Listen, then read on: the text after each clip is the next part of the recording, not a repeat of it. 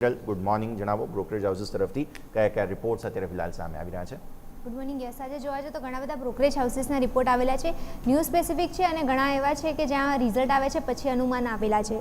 તો મેજરલી જોવા જઈએ તો CLSAનો રિપોર્ટ આવેલો છે BHEL ઉપર. BEL ઉપર ઓવરઓલ જોવા જઈએ તો ત્યાં પણ પરિણામો આવ્યા. પરિણામો પછી અત્યારે જે બ્રોકરેજ રિપોર્ટ છે પોઝિટિવ આવેલો છે. આઉટ પરફોર્મના રેટિંગ આપેલા છે. ટાર્ગેટ તમે નજર કરશો 522ના આપવામાં આવેલા છે. એમનું માનવું છે કે કંપનીનું જે પરફોર્મન્સ જે છે ક્વાર્ટર વનનું એ સુધરતું જોવા મળ્યું છે, જેના કારણે અહીંયાથી આઉટ પરફોર્મન્સ આપી શકે છે કંપની. પછી એમને પણ જણાવ્યું છે કે મેનેજમેન્ટની કોમેન્ટ્રી જે છે 2027 માટે એ પણ એક પોઝિટિવ દેખવા મળી રહી છે અહીંયાથી, જેના કારણે BELમાં હજુ પણ પરફોર્મન્સ સારું જોવા મળી શકે છે. એટલે એના કારણે એમને રેટિંગ અપગ્રેડ કરેલા છે અને આઉટ પરફોર્મના ટાર્ગેટ રેટિંગ આપવામાં આવેલા છે. પછી બીજો રિપોર્ટ આવેલો છે જેફરીઝનો રિપોર્ટ આવેલો છે કોલ ઇન્ડિયા ઉપર. ઓવરઓલ જોવા જો તો એના પરિણામો આવ્યા. પરિણામો પછી બ્રોકરેજ રિપોર્ટ છે. બ્રોકરેજ રિપોર્ટ પર તમે નજર કરશો પોઝિટિવ દેખવા મળી રહ્યો છે. બાયના રેટિંગ આપવામાં આવેલા છે. ટાર્ગેટ તમે નજર કરશો 500નો આપવામાં આવેલો છે. એમનું જણાવ્યું છે કે EBITDA જે છે એ અંદાજ કરતાં સારા જોવા મળ્યા છે. સાથે ગ્લોબલ એક્સપાન્શન જે છે એ પણ અત્યારે સકારાત્મક જોવા મળી રહી છે, ગ્લોબલ અસર પણ. એના કારણે પણ અત્યારે પોઝિટિવ વ્યૂ અહીંયાથી જ ધરાવ્યું છે એમને. સાથે એમને એ પણ જણાવ્યું છે કે FY 2026થી 2029 સુધી જે કંપનીનું જે અર્નિંગ CAGR રેટ જે છે એ પણ સારો એવો વધતો જોવા મળી શકે છે. એટલે મેજરલી જોવા જઈએ તો લોંગ ટર્મ આઉટલુક સારું દેખવા મળી રહ્યું છે, જેના કારણે અહીંયાથી બાયના રેટિંગ આપવામાં આવેલા છે અને પોઝિટિવ અહીંયાથી આઉટલુક વ્યક્ત કરવામાં આવેલું છે. પછી વાત કરીએ બે કંપની જે બેન્કિંગ સેક્ટર ઉપર બે કંપનીના રિપોર્ટ આવેલા છે. એમાં પણ મેક્વાયરીઝનો રિપોર્ટ આવેલો છે HDFC બેંક ઉપર. ઓવરઓલ જોવા જઈએ તો ત્યાં પણ એક ન્યૂઝ હતી. ન્યૂઝ પછી અત્યારે બ્રોકરેજ રિપોર્ટ છે. આઉટ પરફોર્મના રેટિંગ આપવામાં આવેલા છે. ટાર્ગેટ તમે નજર કરશો 1150ના આપવામાં આવેલા છે.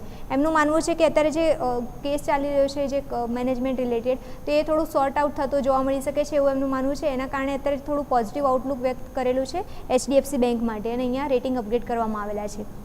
પછી વાત કરીએ બીજો બેન્કિંગ ઉપર રિપોર્ટ આવેલો છે MS નો રિપોર્ટ આવેલો છે મોર્ગન સ્ટેલીનો.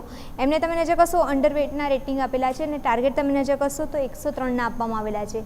એમનું માનવું છે કે અત્યારે અંદાજ કરતાં જે કોર પ્રોડક્ટ્સ PPOP જે છે એ અત્યારે જોવા જતો ઓછું આવ્યું છે, અંદાજ કરતાં ઓછું દેખવા મળ્યું છે, જેના કારણે અહીંયા રેટિંગ જે છે એ થોડા ડાઉનગ્રેડ કરવામાં આવેલા છે. અસેટ ક્વોલિટી જે તમે નજર કરશો એ પણ સુધરતી જોવા મળી રહી છે એવું એમનું માનવું છે. સાથે એવું પણ કહ્યું છે કે કોર ROA અને જે માર્જિન રિસ્ક જે છે એ પણ અત્યારે થોડા સાવચેત ભર્યા દેખવા મળી રહ્યા છે. એટલે આ બધા રીઝનના કારણે એમને અહીંયા પણ ટાર્ગેટ અપગ્રેડ કરવામાં આવેલા છે. તો આ બે બેન્કિંગ સ્ટોક પણ આજે ફોકસમાં રહી શકે છે. સાથે વાત કરીએ આજે JP મોર્ગનનો રિપોર્ટ આવેલો છે કોન્કર ઉપર. ઓવરઓલ જોવા તો ઘણા ટાઈમથી કોન્કર એક ચર્ચામાં ચાલી રહ્યો છે, બ્રોકરેજના રડારમાં ચાલી રહ્યો છે.